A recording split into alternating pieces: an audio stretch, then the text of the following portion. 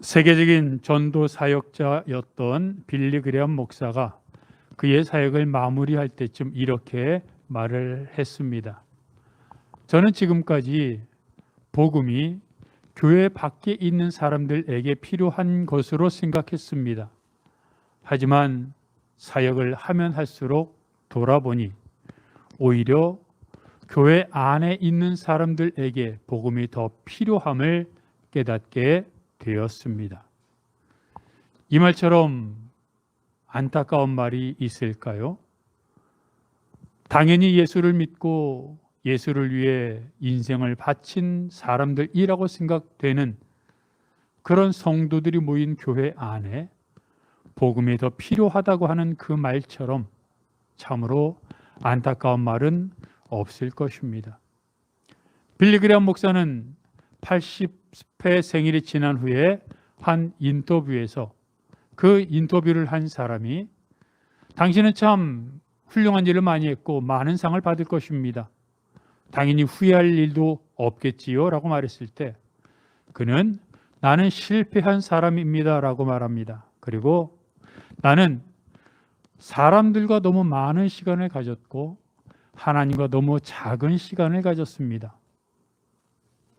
나는 사업적인 미팅을 하는데 너무 많은 시간을 쏟았고 예배하는데 너무 많은 시간을 들였습니다 라고 말합니다.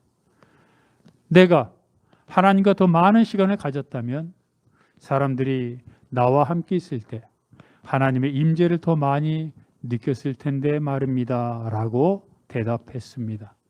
또한 그는 92회 생일을 맞이한 인터뷰에서 인터뷰하는 사람이 당신의 인생에서 바꾸고 싶은 일이 있다면 무엇일까요? 라고 물어봤을 때 더 많이 기도하고 더 많이 공부하고 더 많이 묵상하고 하나님을 향하여 감사하다고 더 많이 말을 하고 싶습니다 라고 대답을 했습니다. 사람들이 생각하는 성공이라고 하는 잣대와 너무 다르지 않습니까? 오늘 본문에서 예수님이 말하고 있는 것도 이것입니다.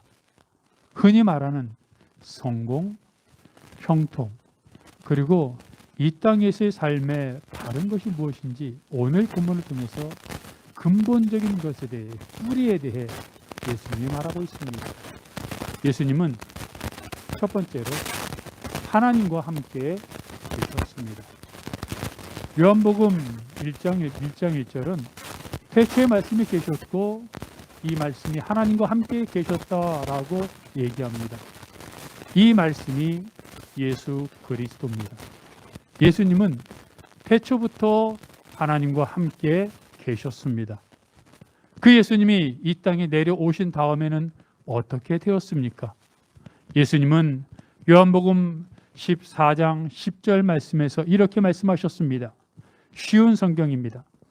너는 내가 아버지 안에 있고 아버지께서 내 안에 계신 것을 믿지 못하느냐? 내가 너희에게 하는 말은 내 스스로 하는 말이 아니다. 이 말은 내 안에 계시면서 그분의 일을 하시는 아버지의 말씀이다. 태초부터 하나님과 함께 계셨던 예수님은 이 땅에 내려오셔서도 하나님과 함께 계셨습니다. 예수님은 이렇게 말씀하십니다. 내가 하는 말은 내가 스스로 하는 말이 아니라 내 안에 계셔서 그분의 일을 하시는 하나님의 말씀이다. 무슨 말입니까? 하나님이 내 안에 있어서 하나님의 마음, 하나님의 말을 내가 그대로 느끼며 전하는 것이다 라는 것입니다.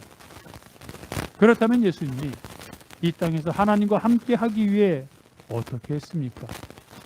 예수님은 사역을 시작하시기 전에 40일 동안 금식하며 기도하셨습니다. 한 끼를 굶어도 배가 고프고 힘이 없습니다. 하루를 굶으면 어지럽고 쓰러질 것 같습니다. 사흘을 굶으면 대단한 것이죠. 그런데 40일을 금식하셨습니다. 사람들은 예수님이었기에 배가 고프지 않았을 것이라고 생각하기도 합니다. 하지만 성경은 예수님이 40일 금식하신 후에 줄이셨다라고 말합니다. 40일의 금식 고통을 온전히 느끼셨던 겁니다. 왜 이렇게 하셨을까요? 예수님은 이 땅에서의 인류의 구원 사역을 시작하기 전에 하나님과 교제하고 싶으셨습니다. 그 시간을 통해 예수님은 이 땅을 향한 하나님의 마음, 하나님의 열심, 안타까움을 나누셨습니다. 어찌 보면 태초부터 원래부터 하나였고 함께 하셨던 하나님과 예수님이 이 땅에서도 함께하는 것은 너무나 당연한 일이었습니다. 예수님은 수시로 시간을 내어 하나님 앞에 나아갔습니다. 마가복음 1장을 보면 안식일이 지나서 병자들이 몰려왔을 때 그들을 밤늦게까지 고쳐주셨습니다. 그리고 다음날 새벽 날이 밝기 전에 일어나 한적한 곳으로 가셔서 기도하셨습니다. 보리떡 5개와 물고기 2마리로 5,000명을 먹이신 후에 산으로 올라가셔서 밤을 지새셨습니다.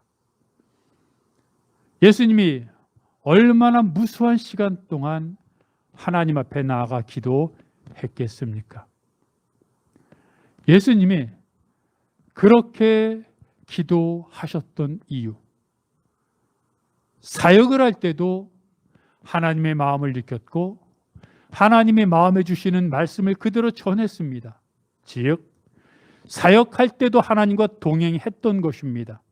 그러나 예수님은 사역뿐만 아니라 그의 삶을, 아니 그의 온 생애를 하나님과 함께 하고 싶으셨습니다.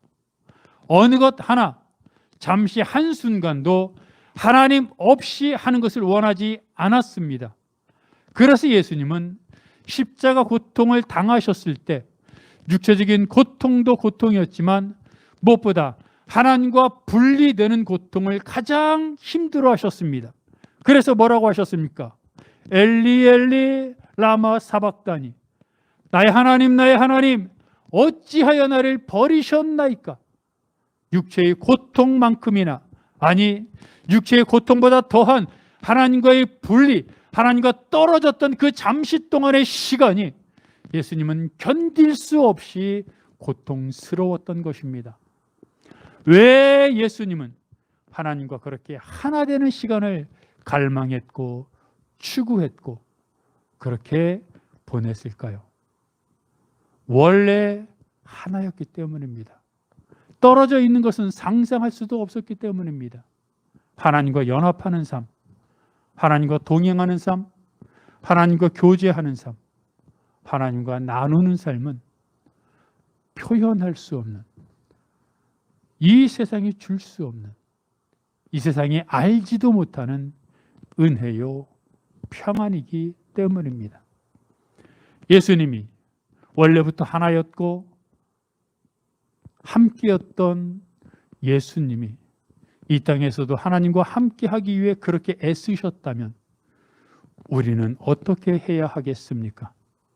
아무리 바빠도, 아무리 피곤해도 일부러 시간을 내어 잠을 줄여가며 다른 시간을 메워가며 하나님 앞에 나아가 하나님과 또 예수님과 함께 있겠다고 노력하며 그렇게 사는 여러분들이 되시기를 바랍니다.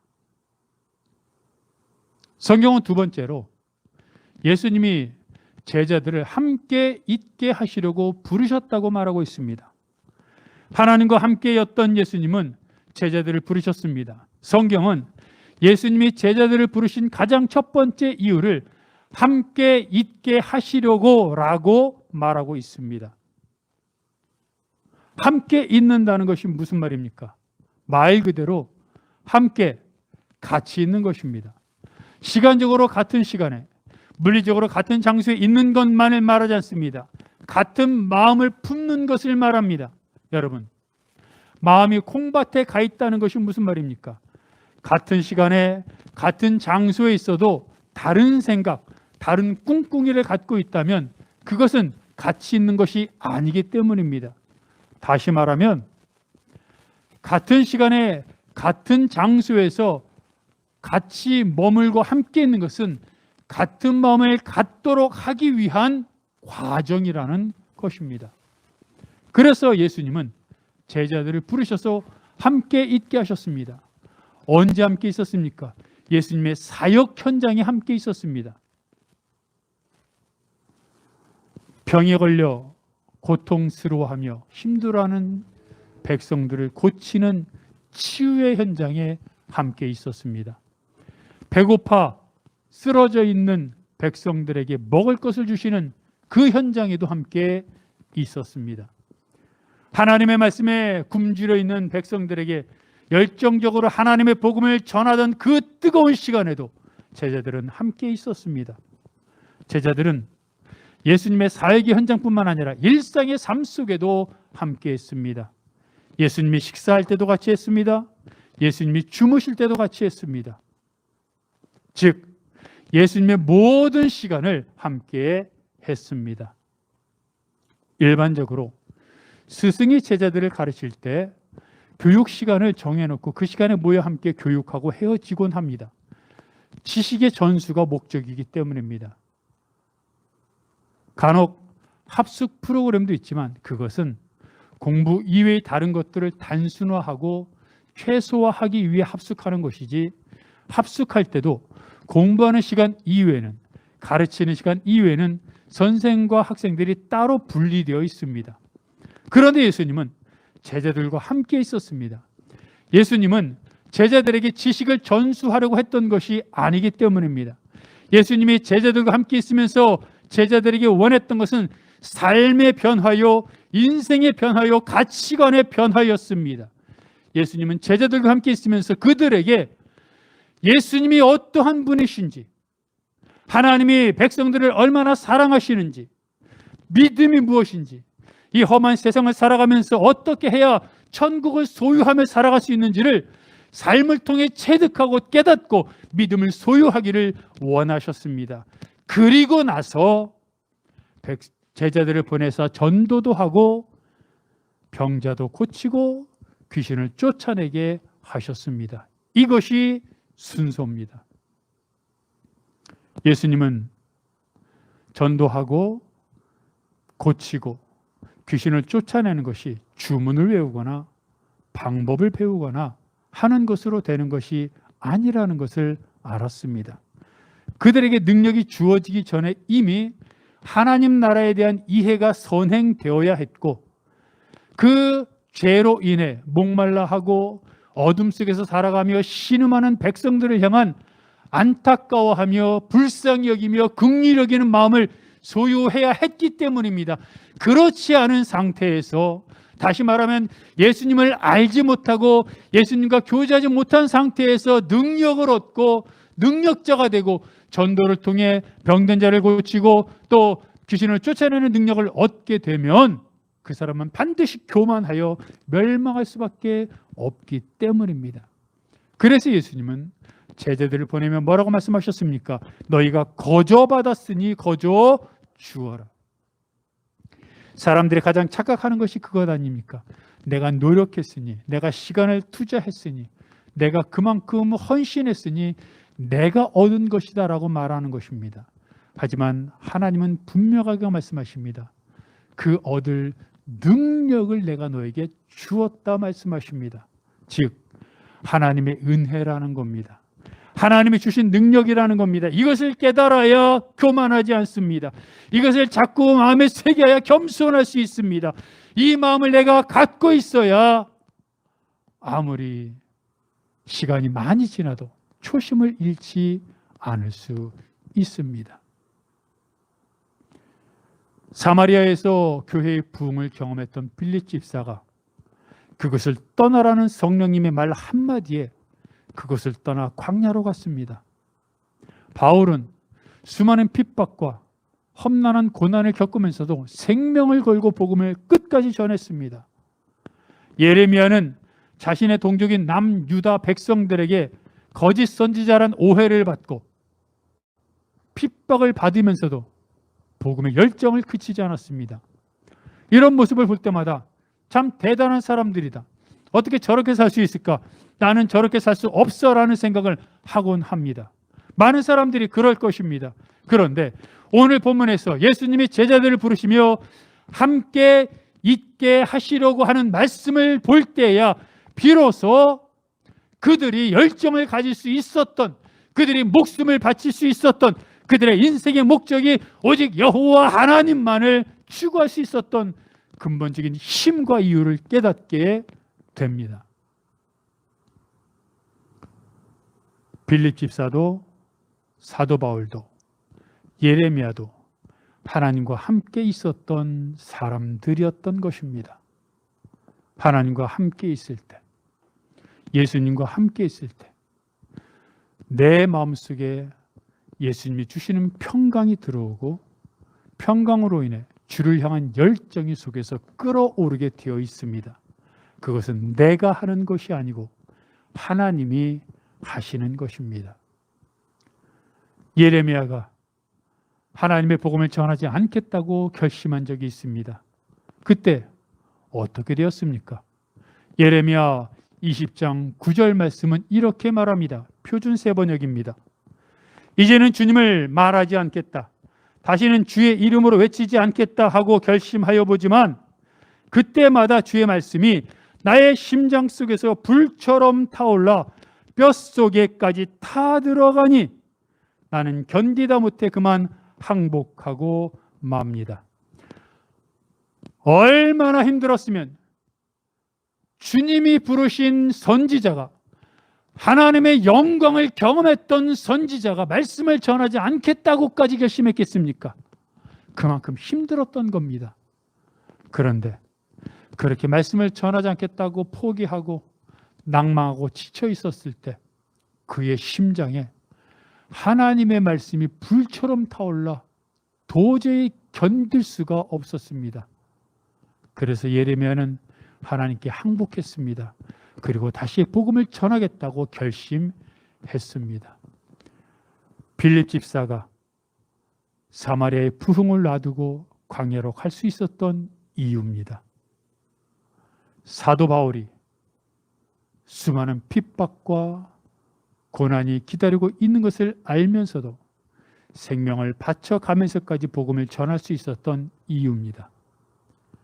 하나님과 함께 거하였더니, 예수님과 동행하였더니, 예수님 앞에 앉아 있었더니 예수님의 마음이 그대로 나에게 들어와 내가 견딜 수 없는 열정과 견딜 수 없는 정열과 견딜 수 없는 뜨거움이 불타올라 그 불타움을 갖고 살아가게 되었던 것입니다.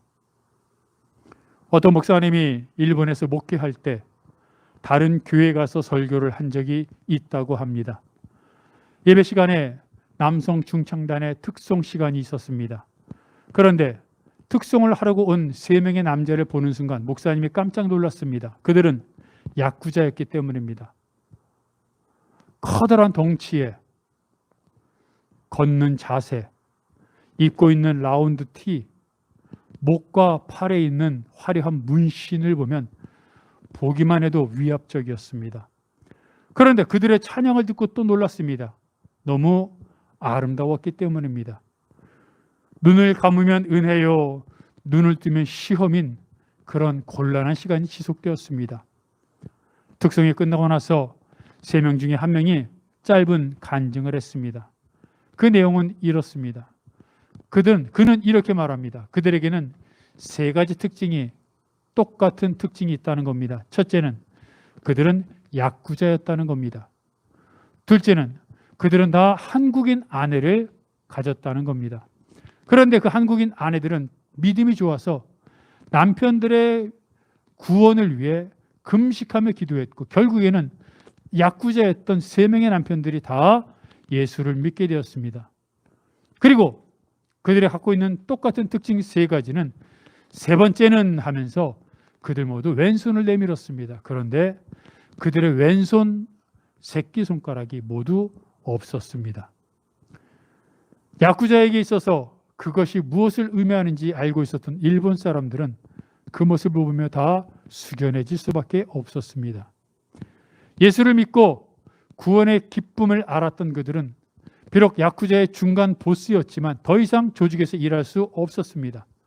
그래서 그들은 야쿠자의 두목을 찾아가, 보스를 찾아가 조직에서 나가겠다고 얘기했습니다. 예수를 믿게 되었는데 자기들이 하는 일이 하나님의 방법과 맞지 않아 그만두겠다고 얘기한 겁니다. 처음에는 농담으로 얘기했던 두목이 진짜인 것을 알고는 모든 조직원들을 모았습니다. 그리고 그 모인 모든 조직원들 앞에서 야쿠자 두목은 자기가 차고 있던 칼을 꺼내 탁자에 꽂았습니다. 무슨 의미인지 알았던 3명의 야쿠자는 그 칼을 집어 자기 스스로 왼쪽 손에 새끼손가락을 잘라냈습니다.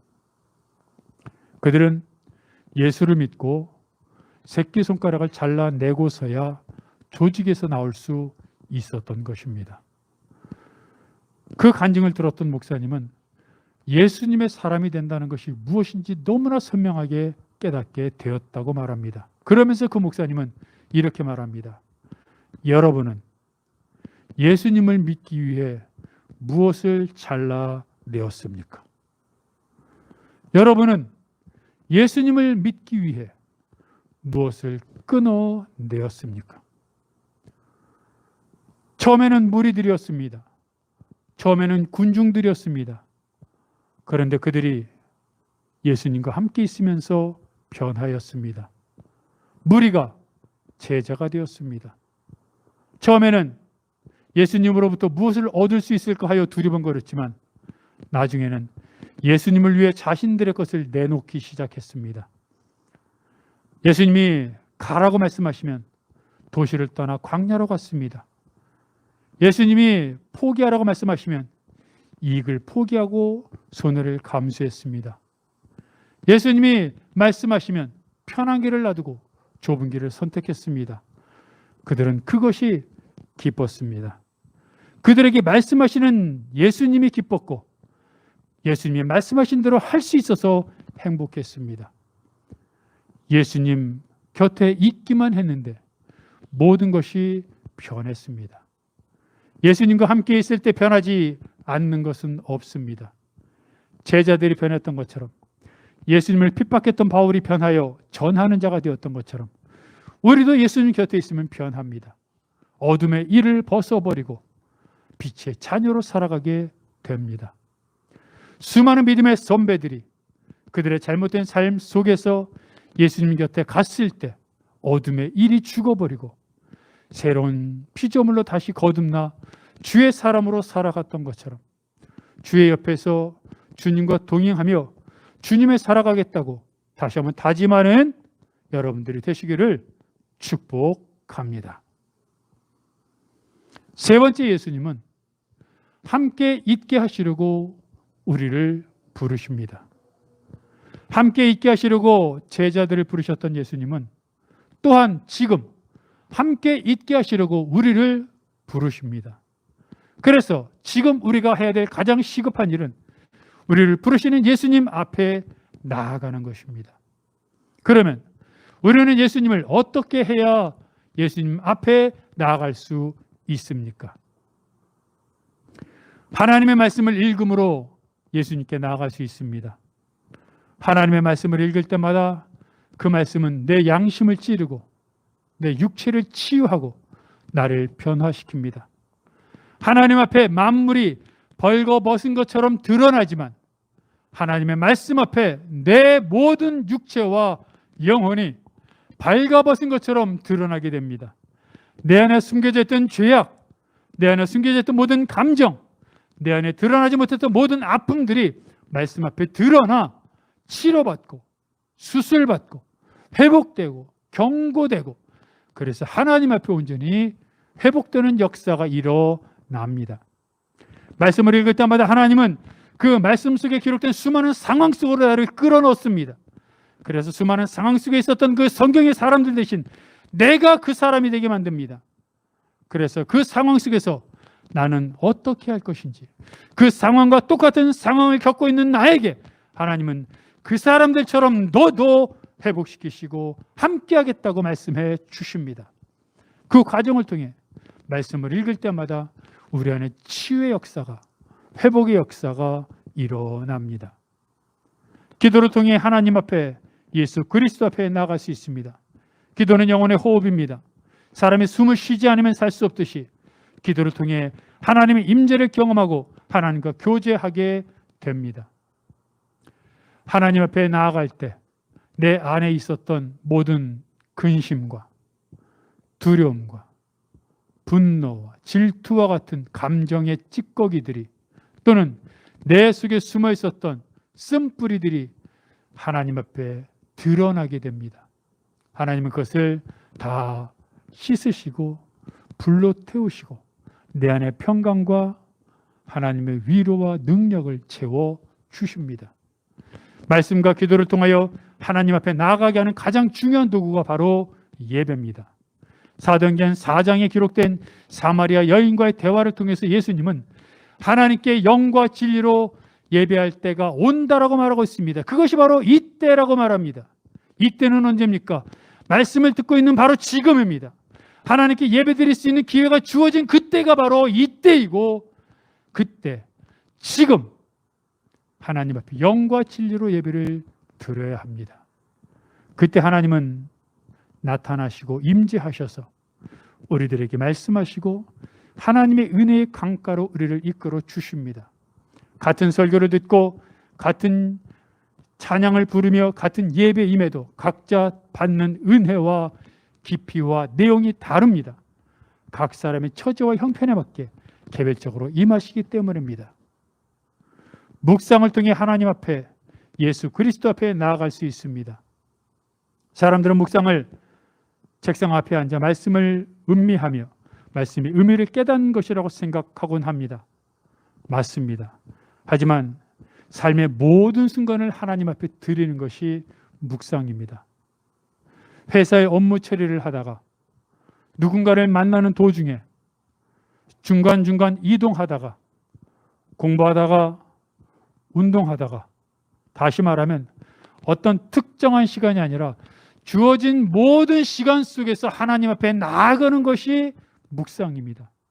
그때 때로는 내가 지금 하고 있는 일을 위해, 때로는 내가 지금 맞닥뜨리고 있는 가장 큰 소원을 놓고, 때로는 순간 퍼뜩 떠올랐던 누군가, 어떤 상황의 기도 제목을 놓고 하나님 앞에 나아가는 것, 그래서 하나님의 마음을 아는 것, 그래서 하나님과 교제하는 것, 하나님의 눈을 쳐다보는 것이 바로 묵상입니다.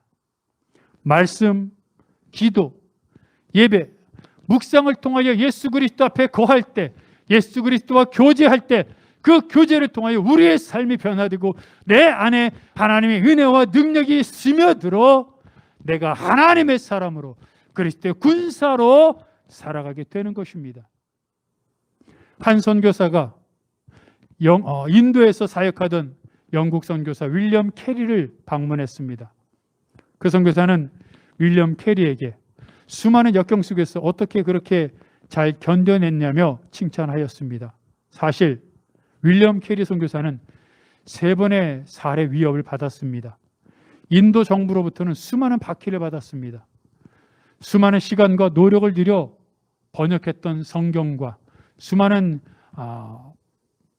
책자들 또는 원고들이 화재로 다 태워졌습니다. 그런데도, 그런 역경에도 불구하고 다시 딛고 일어나 사역을 계속할 수 있었던 비결이 무엇이냐고 선교사가 묻자, 윌리엄 캐리는 그를 자신의 집 정원 한편으로, 구석 한편으로 데려갔습니다. 그리고 그에게 이렇게 말합니다. 이곳이 나의 예배 장소이자 기도와 묵상의 자리입니다. 이곳이 없었다면 나는 닥쳐오는 수많은 고난을 이겨낼 수 없었을 것입니다. 매일 아침 5시가 되면 나는 일어나 이곳으로 나와 하나님께 기도합니다. 그리고 하나님 앞에서 이곳에서 묵상하며 하나님이 지으신 아름다운 꽃을 보며 이야기하고 대화를 나눕니다. 6시가 되면 집에 들어가 식사를 하고 하루 일과를 시작합니다. 저녁이 되면 저녁 식사를 하고 다시 손에 성경을 들고 이곳으로 나옵니다. 하나님과 함께했던 그 정원 한 구석의 자리, 하나님을 만났던 그 자리, 겉으로 볼 때는 볼품 없는 자리였을 수도 있습니다. 사람들은 모릅니다. 어느 누구도 눈여겨보지 않습니다. 그러나 정기적으로, 아니 수시로, 아니 시간을 내어 그곳에가 하나님을 만났을 때, 아니 온 시간을 하나님 앞에 드렸을 때 하나님의 임재를 경험했고, 어려움 속에 위로를 경험했고, 격려받았고, 속에 있던 좌절이 치유되는 역사가 일어났던 것입니다. 사람들은 나무의 열매에만 집중합니다. 사람들은 형통이라는 단어만 좋아합니다. 하지만 어느 것 하나 대가 없이 얻을 수 있는 것은 없습니다. 대가 없이 얻으려고 하니까 부정이 성행하고 거짓이 난무하는 것입니다.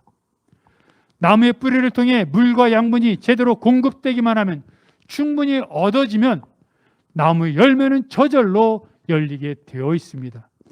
예수님이 우리를 부르신 이유가 바로 그것입니다. 하늘나라를 나누고 싶어 하십니다.